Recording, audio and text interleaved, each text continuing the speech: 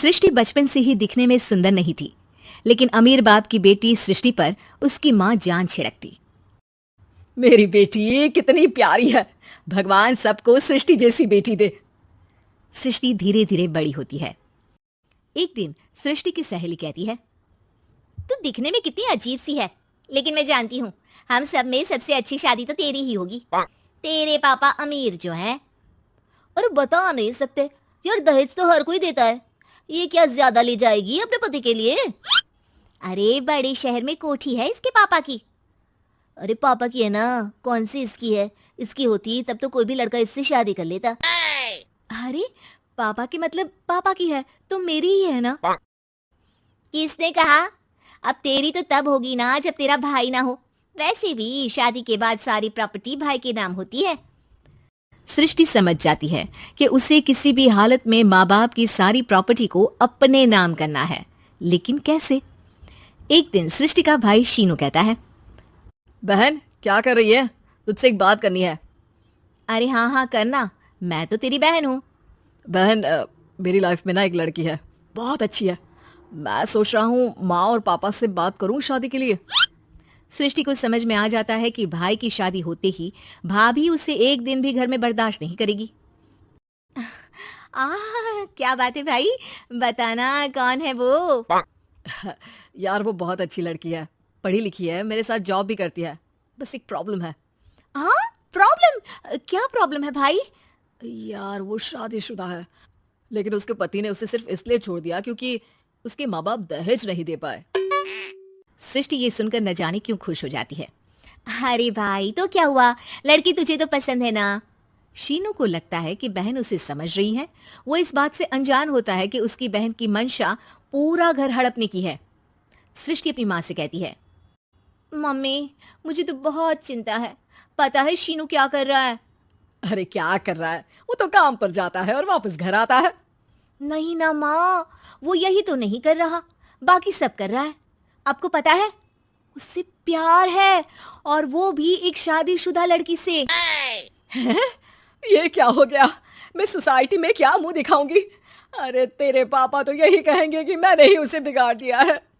माँ देखो, मेरी बात मानो, पापा पर भी विश्वास करने की जरूरत नहीं है। अब आप ही बताओ, पापा इतनी देर घर के बाहर रहते हैं क्यों? बोलो। अरे बेटा वो तो नौकरी करते हैं ना।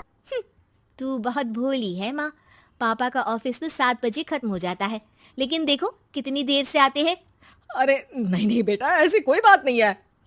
सृष्टि माँ को एक औरत से बात करते पिता की फोटो दिखाती है। देखो माँ कैसे हैं पापा, मैं ना कहती थी कि पापा सही नहीं है।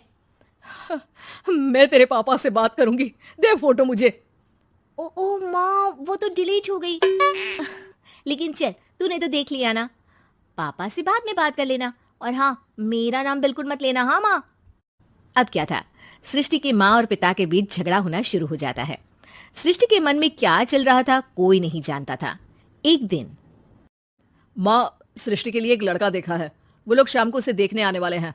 और हाँ माँ, एक खुशखबरी, मैं और पापा मिलकर एक नया बिजनेस ट्राई कर रहे हैं। शाम को लड़का आता है, सांवले रंग का। सृष्टि को तो बिल्कुल भी पसंद नहीं आता।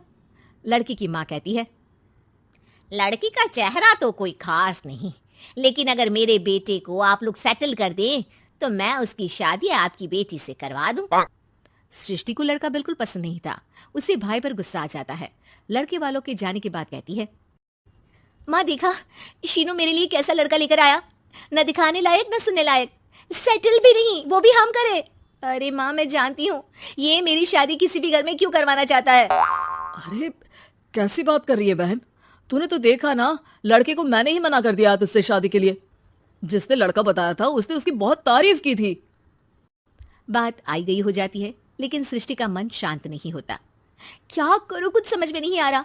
मेरी शादी हो गई तो ये लोग पूरी प्रॉपर्टी शीनू के नाम कर देंगे, मेरे हाथ तो कुछ लगेगा ही नहीं। तभी सृष्टि को आइडिया आता है। वो किसी वकील को फोन करती है। जी देखिए, अगर आपके मम्मी पापा का तलाक हो जाता है तो आपके पिता की आधी प्रॉपर्टी आपकी माँ के नाम हो जाएगी, फिर उसे वो किसी को भी दे सकती है। सृष्टि अब माँ को बेटे के खिलाफ भरती है। माँ शीनू पर नजर रखा करो, वो जिस लड़की के प्यार में है ना वो शादीशुदा है। यहाँ आएगी, सारा पैसा, रुपया, जमीन, जायदाद सब भड़प लेगी। पापा का भी हाल तुमसे छुपा नहीं है। ऐसा ना हो कि मैं और आप एक दिन सड़क पर भीख मांगे। हे भगवान, मैं तो जीते जी मर जाऊंगी अगर ऐसा हो गया तो। ऐसा हो गया नहीं माँ, ऐसा ही होगा। अभी समय है, आगे का सोच लो। मैं तो कहती हूँ पापा से आधी प्रॉपर्टी लेकर अलग हो जाओ। पापा की आधी प्रॉपर्टी भी हम लोगों को अगर मिल जाती है ना, तो अगले 7 जन्म सफल समझो। बेचारी माँ बेटी के कहने पर पति से तलाक लेकर अलग हो जाती है। सृष्टि अब पैसों से गाड़ी और अपने दूसरे महंगे शौक पूरे करने लगी। उसके दोस्त भी उसके पैसे इस्तेमाल करते। सृष्टि, कल तुम कहाँ थी? मैं सारा दिन घर पर अकेली थी। तो मैं क्या करूं? मैंने ठेका तो नहीं लिया है ना तुम्हें संभालने का। माँ को सृष्टि से ये उम्मीद नहीं थी। वो बैठकर रोने लगती है। वहीं उसका पति यानी कि सृष्टि के पिता आ जाते हैं। मैं जानता था कि तुम्हारा यही हाल होगा, तो आपने मुझे रोका क्यों नहीं? मैं रोकता तो तुम रुकती क्या? सृष्टि के कहने पर तुमने मुझ पर, अपने बेटे पर शक किया, लेकिन तुम ये भूल गई कि कैसे हम दोनों ने मिलकर जीवन में इतना सब खड़ा किया। माँ पति के गले लग जाती है।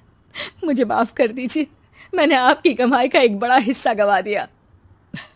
कोई बात नहीं, तुम साथ हो तो मैं ऐसी 7 प्रॉपर्टी खड़ी कर दूंगा। तभी वहां सृष्टि आ जाती है रोते हुए। माँ, मयंक ने मुझे छोड़ दिया।